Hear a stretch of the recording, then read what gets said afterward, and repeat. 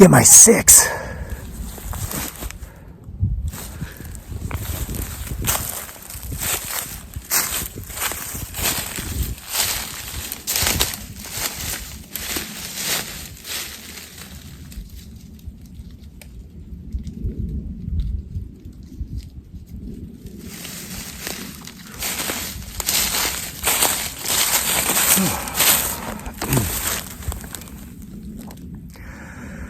All right, we've got a breeze indicator there now. A lot of times folks are like, oh, that's just the wind moving that limb. I want you to pay attention to the direction of the wind. While you listen to this story, it's cold, but even if it's warm where you are, this one's going to give you chills. It's one of those long lost gems I'd forgotten about. Excuse me. And I'm not sick. I just ran less than an hour ago. I ran 5 miles and it's 34 degrees. So that's what happens when you're running cold weather. You cough a little bit afterwards. So anyway, forgotten this story until I was talking just this morning with a very good friend, a very special person, and she's just gotten a new job. She's really good at what she does, and she went to the firm she was working for. She went to their biggest competitor after being courted by them for years because her work environment had gotten too toxic. And she's got confidence and she knows her worth, and she knows that if you have a job you hate that makes you miserable, leave. So anyway, she did, and she went to her biggest competitor, like I said, her firm's biggest competitor, who'd been courting her for a couple of years. She ended up taking more than half of her previous firm's customer base with her. And mind you, she was an employee, not an independent contractor. So she's going to be an employee at the other firm. So it's not her fault. They found out she left and found out where she went, and they left and went. So anyway, she's super excited because she thought the pay was the same. She was just going over because her previous, like I said, her previous workplace had become toxic. And she's a healthy person, and she knows that if you're a healthy person and you're in a toxic environment, or you're in a toxic relationship, or you allow toxic people to enter your sphere of influence for too long, you will soon not be healthy. So it was a good choice. But she thought the pay was going to be the same, but it's not. It turns out she gets some performance-based bonuses and better benefits, and so she's making a considerable bit more than the toxic environment she left. She said to me, she says, "This all seems too good to be true." And the first thing that came to my mind was the old saying, well, if things seem too good to be true, then they probably are. And when the wind's at your back, which it currently is, duck, right? So, but I didn't say that because I didn't want to, come across with the crab mentality and try to bring her down after having such good fortune, So I said to her, and I do believe this is true too, it's not too good to be true. It's just good things happening for good people. I mean, how often do you have to swim a mile up Crap Creek, before something good happens? Well, she's been swimming up Crap Creek for a while, and now something good happened. So anyway, this conversation and that statement she made about too good to be true is what reminded me of the story I'm going to tell you, even though I just told you a story. Because people sometimes ask, where do you get your ideas? How are you able to come out and tell a different story like almost every day? What is it, 365 days in a year? I do it 320 days a year, at least. And then we have that, shocking security camera footage that our security cameras often pick up around here. Some creepy old drunk hanging out in a urine-stained sleeping bag, falling down my hill or whatever that was all about. Some of that other stuff. Gosh. Okay, so anyway, I knew a guy in college for one semester, freshman semester, first semester of my freshman year. I lived in the dorms that first year, and this guy lived on my floor. And we were the only two guys on that floor that had private rooms. Most people had, well, everybody else had roommates like most people do, but I've always just liked my privacy and didn't want to be around someone, all the time. Unless if it's my wife or my son, I'd be with them 24/7. But other people, nah. And you know what they say, companies like fish starts to stink after a few days. So, but my friends and people that do come, they don't ever say they're welcome. They're wonderful people. But so he and I were the only two guys on that dormitory floor that had private rooms, because he was the same as me when it came to privacy. And you'll understand why when I tell you the story. But we would get together and hang out every now and then. I don't even know what happened to him. He just didn't come back that second semester. I don't know. Just dropped out. Maybe didn't have the money, didn't want to take out student loans, like I did. But we were talking once, and he shared with me, after we'd gotten to know each other a little bit, that he had been both an orphan and a foster kid. And I asked him, I said, if you don't mind me asking, he shared that with me, how did you come about to be an orphan? And he said, all I can say is all that I know. And my parents died in a car wreck when I was 3 months old. It rhymed. And I said, really? And he said, so I'm told. And that rhymes too. He said he didn't know if it was true or not, but that's the story had been told. So supposedly he was sent off to an orphanage at 3 years old. And people would come and go, adopting other children. And he had never gotten adopted. He was 8 years old or so, I believe he was, when the orphanage got a certified letter drawn up by an attorney to verify its validity, stating that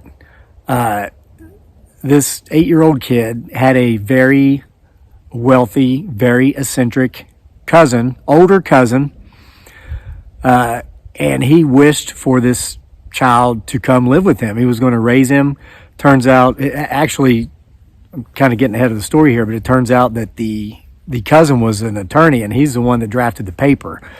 It was legal. Everything was bona fide, but this is part of the story as well. And wanted him to come live with him. So arrangements were made, and this 8-year-old little boy went off to meet his cousin, who was, I guess, going to adopt him. And it was up in New England somewhere, and he had the older cousin had a very vast old estate.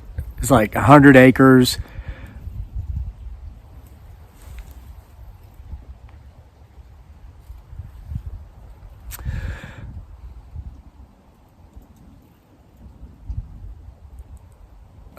Pre-Victorian era mansion, like no, it was post-Victorian, 1840s, 1850s, something like that, before the Civil War,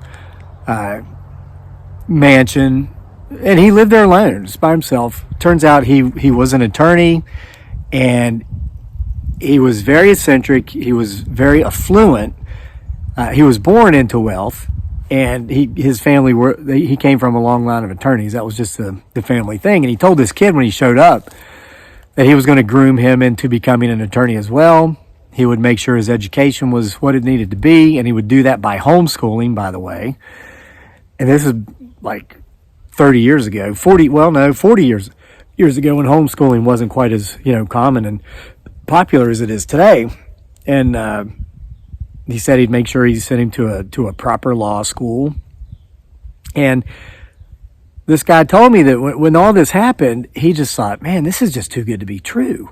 Here I, was 8 years old, stuck in the orphanage because nobody wanted me, but turns out I've got this wealthy, older, eccentric cousin that's taken me in. And so he moved there, and the place was so big, he said he never remembers having gone anywhere. He never...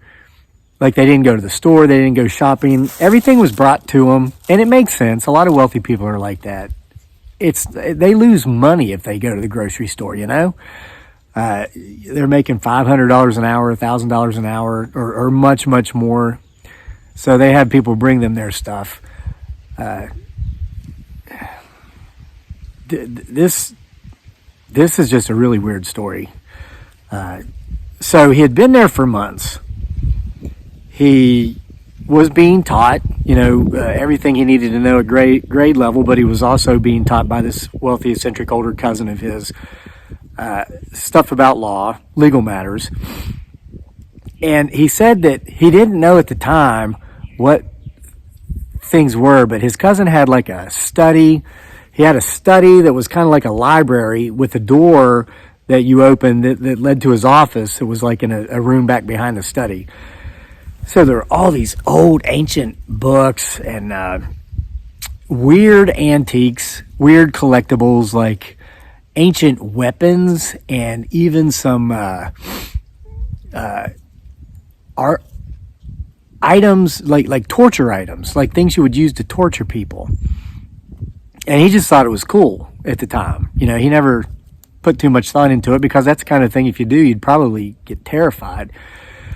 So after he'd been there 3 or 4 months, the honeymoon period, so to say,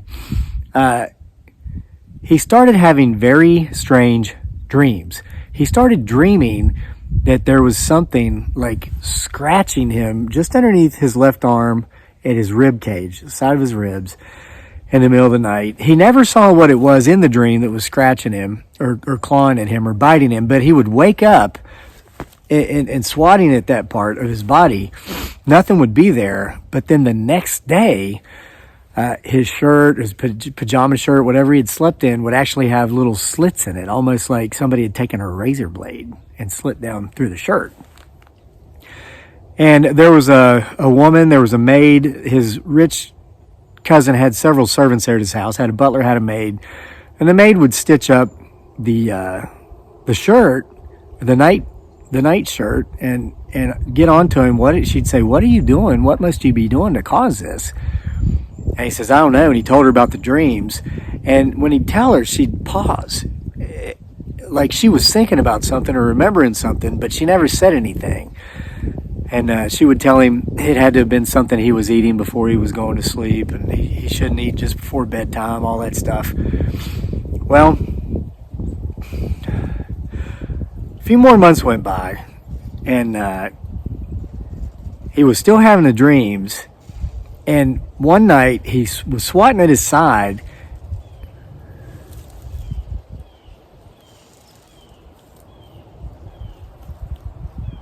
It sounds like a...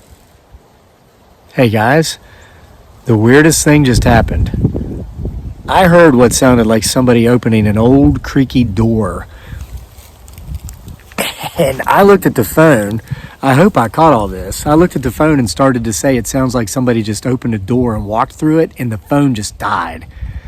My battery still has a 60% charge, and as you can tell, I just started recording again, so it's not that the memory's full. It just stopped.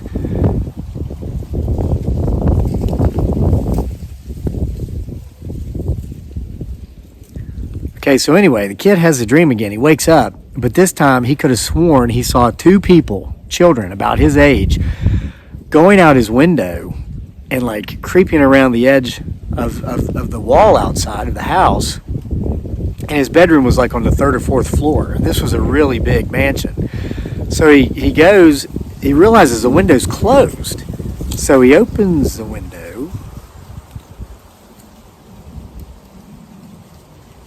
Sticks his head out. There's no one there, of course. There's no children out there crawling around the ledge of his house. So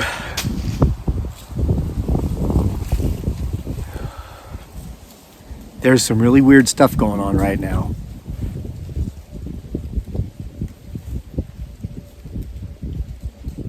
I feel as if I'm not alone. Continue to get my 6. So to quicken this up, because I think I might need to get out of these woods, he continued to see what appeared to be these 2 children from time to time, usually when waking up from sleep, from having a dream.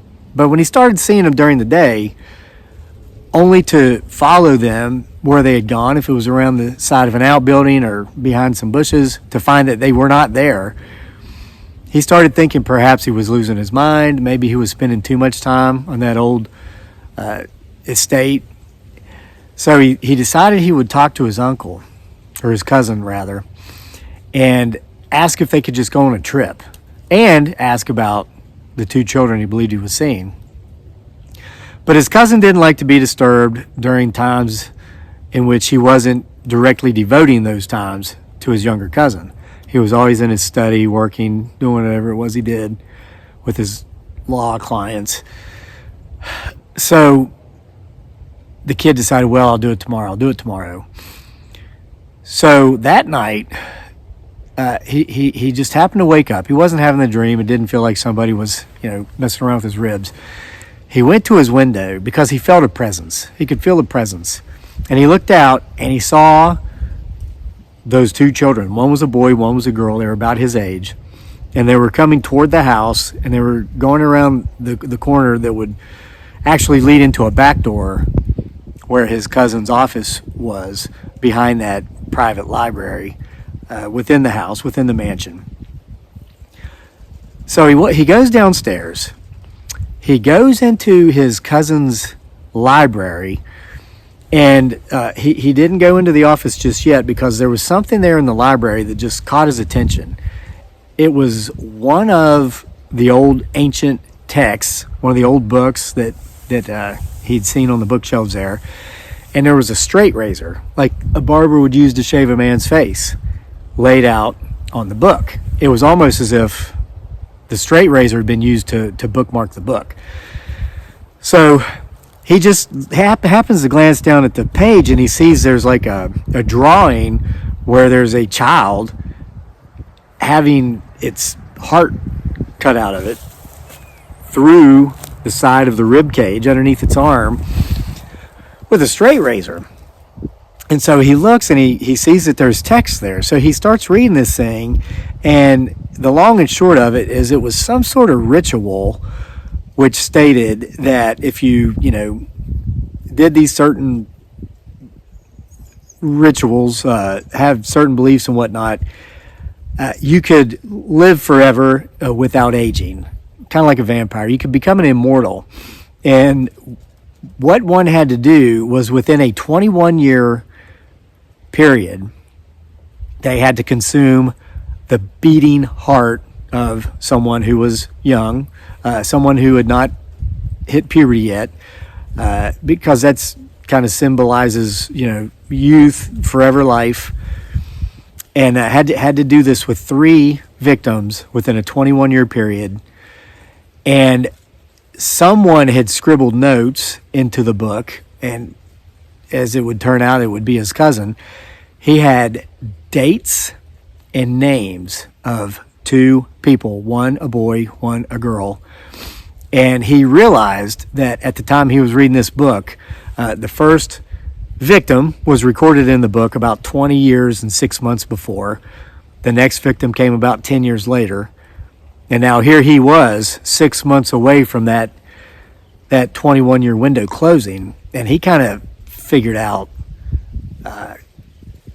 what was going on. He felt that he was next. But despite that, he felt led to open that door, because he had gone down there in the first place because he saw those 2 children, a boy and a girl, about 8 years old, coming down there, and he wanted to know who they were. What is this nonsense? He opens the door, and his cousin is sitting in his chair, flayed out like this, literally filleted, if we change the word a bit.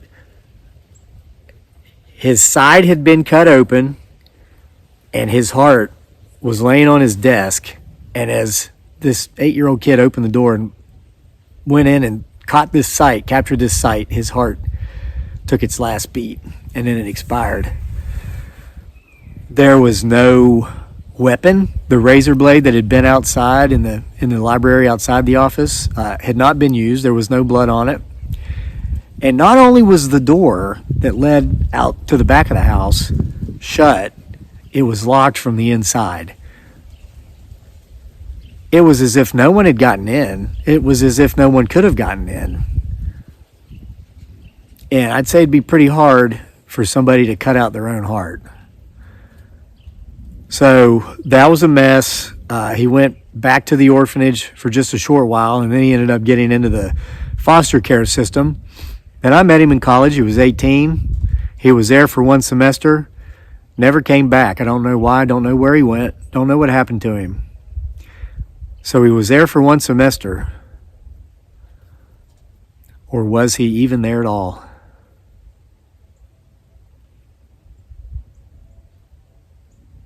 It's an eerie silence. I'm getting out of here. See you for more next time.